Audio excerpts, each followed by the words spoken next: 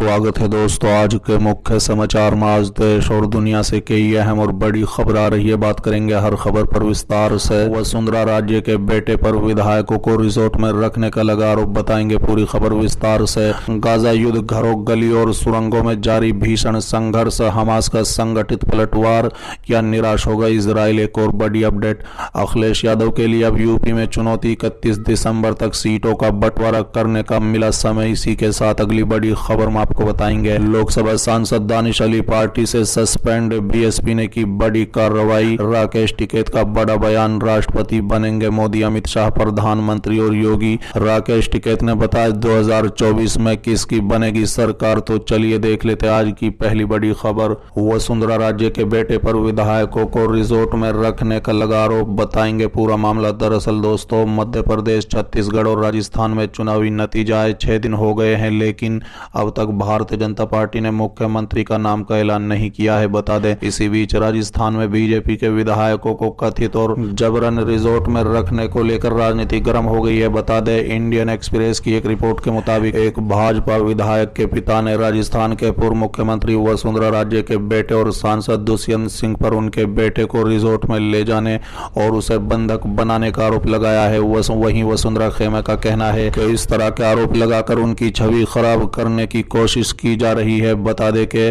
4 दिसंबर को दुष्यंत उनके बेटे वसुंधरा राजे से मिलने के लिए लाए गए थे, लेकिन मुलाकात के बाद उन्हें जयपुर के पास एक रिजॉर्ट में ले गए। खबर के मुताबिक विधायक के पिता ने कहा है कि कुछ भी संदिग्ध नहीं था। उन्होंने सवाल उठाया कि जब उनका घर जयपुर में है तो उनके बेटे को जयपुर से बाहर एक रिजॉर्ट में क्यों ले जाया गया। साथ ही उन्होंने कहा है कि रिजॉर्ट में ललित सहित छलवाड़ा और 12 जिले के 5 विधायक थे। यहाँ से वसुंधरा राजे भी विधायक हैं। अखबार के मुताबिक इन 5 विधायकों में ललित के अलावा हेमराज मीणा ने आरोप लगाया कि विधायक कंवर लाल ने उन्हें रिजॉर्ट में नहीं जाने दिया था और लड़ाई करने को तैयार थे। चलिए अगली खबर। लोकसभा सांसद दानिश अली पार्टी से सस्पेंड, बीएसपी ने की बड़ी कार्रवाई। दरअसल दोस्तों, मायावती की अगुवाई वाली बहुजन समाज पार्टी ने अपने लोकसभा सांसद दानिश अली को पार्टी से सस्पेंड कर दिया है। बता दें कि पार्टी ने पार्टी विरोधी गतिविधियों में शामिल होने के आरोप में दानिश अली पर कार्रवाई की है।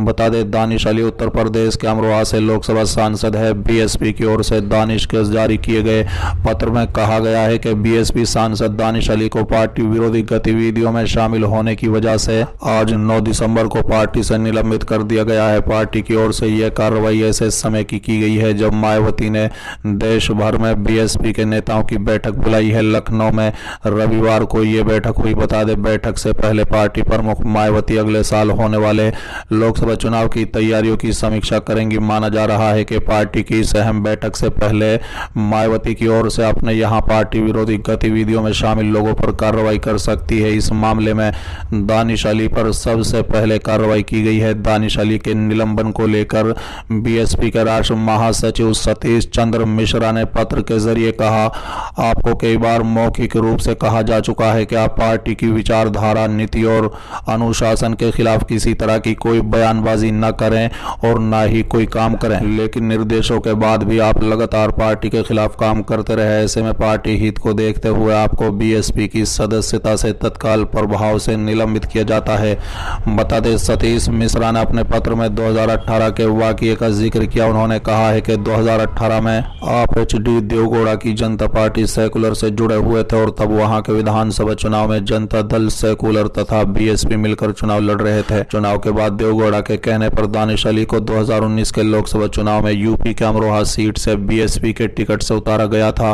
तब देवगौड़ा ने यह दावा किया था कि दानिश अली बीएसपी की नीति और निर्देशों का पालन करते रहेंगे, लेकिन बाद में दानिश अपने वादों को भूलते चले गए और पार्टी के खिलाफ गतिविधियों में बने रहे। इससे 2 दिन पहले शनिवार को बीजेपी के सांसद रमेश बिगूड़ी ने सांसद दानिश अली के खिलाफ कार्रवाई के दौरान अपनी आपत्तिजनक टिप्पणी के लिए लोकसभा विशेष अधिकार समिति की बैठक में खेद जताया। बैठक में दोनों नेताओं की ओर से अपनी अपनी बात भी रखी गई। बता दें, 21 सितंबर को सांसद की कार्रवाई के दौरान अपने बयान को लेकर बिगूड़ी ने सफाई दी। साथ ही तब बीजेपी के कई नेताओं ने दानिश अली पर लोकसभा सांसद बिगूड़ी को उकसाने के लिए पीएम नरेंद्र मोदी के लिए अपमानजनक शब्दों का इस्तेमाल करने का आरोप लगाया था। तब रक्षा मंत्री राजनाथ सिंह ने बिगूड़ी के बयान की निंदा की थी। फिलहाल मामले से जुड़े सूत्रों के अनुसार सांसद बिगूड़ी की ओर से टिप्पणी के लिए खेद जताने के साथ ही समिति इस मामले को खत्म कम कर सकती है, साथ ही इससे जुड़ी रिपोर्ट लोकसभा स्पीकर को भेज सकती है। चलिए अगली खबर, गाजा युद्ध, घरों, गलियों और सुरंगों में जारी भीषण संघर्ष, हमास का संगठित पलटवार, इजराइल की निकली हवा। दरअसल दोस्तों,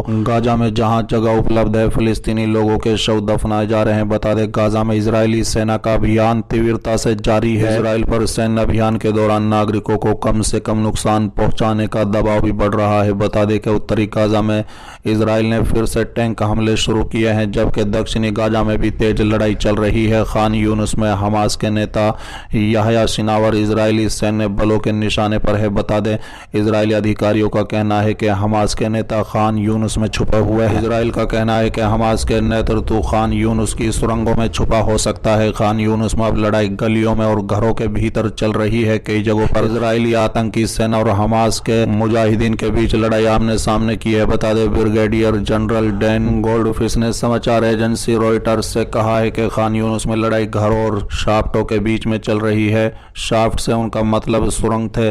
बीते रात हमास ने एक वीडियो जारी किया जिसमें इजरायली सेना के एक बंधक को छुड़ाने के बाद का माहौल दिखाया गया। वीडियो के अंत में एक खून से लथपथ शव दिखाई देता है जो बंधक का माना जा रहा है। हालांकि इस वीडियो की स्वतंत्र रूप से पुष्टि नहीं हुई है। बता दें, इजरायली सेना ने कहा है कि बंधक के परिवार को सूचित कर दिया गया है। बता दें कि अंतर्राष्ट्रीय रिपोर्ट्स के मुताबिक हमास की तरफ से जारी संगठित लड़ाई इजराइल को निराश कर सकती है। संयुक्त राष्ट्र परिषद में संघर्ष विराम के खिलाफ अमेरिका के वीटो के बाद अब इजराइल के पास लड़ाई के लिए अधिक वक्त होगा। रिपोर्ट्स के अनुसार जिस गति से लड़ाई चल रही है उसे देखते हुए कहा जा सकता है कि इजराइल को अपना शून्य लक्ष्य हासिल करने में संघर्ष करना पड़ सकता है। टाइम्स ऑफ इजराइल की एक रिपोर्ट के मुताबिक इजरायली सेना ने एक रिपोर्ट में कहा है कि उसे युद्ध के पहले चरण को पूरा करने में 2 महीने का वक्त लग सकता है। ऐसा लगता नहीं है कि इजराइल के लिए युद्ध का अंत आसान होगा। ऐसा पल नहीं आएगा जब इजराइल ये कह पाए कि लड़ाई पूरी हुई और घर लौटने